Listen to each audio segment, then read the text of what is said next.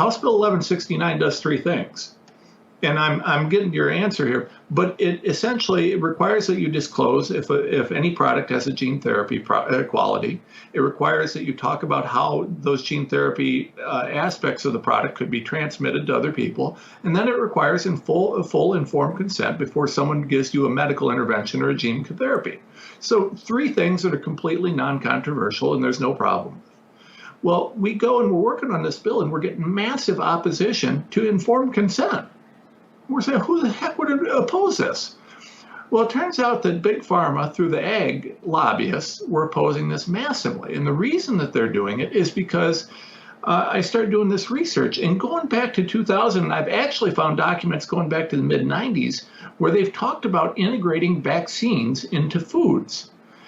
Initially, this was done... Hang on, Thomas. One second.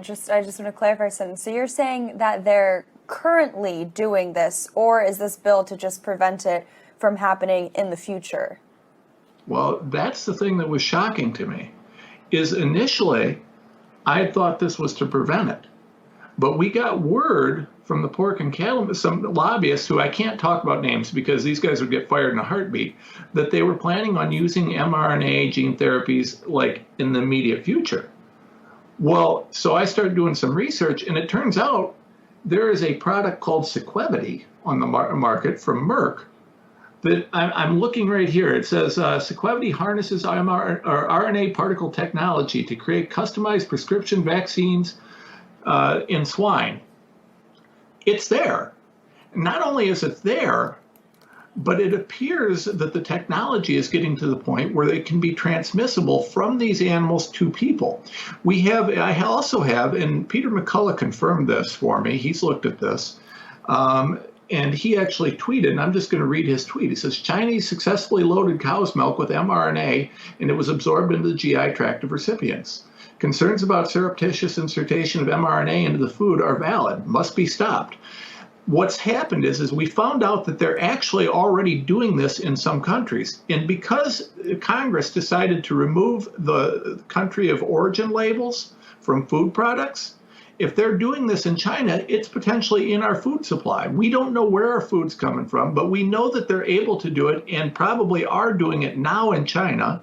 They're going to be doing it in the immediate future if they're not already doing it here in the United States. And that's just in meats. We don't know about in vegetables. So we just got about a minute before we go to break, but if you could just walk through real quick who you said the largest voices of opposition to this bill are, because maybe we can kind of reverse engineer out of that what the real issue is. Like I said, about 30 seconds. Bayer Monsanto is located in St. Louis, and they're driving a lot of this. Bayer bought Monsanto, the largest seed producer on the planet, and they're engineering this into the seed.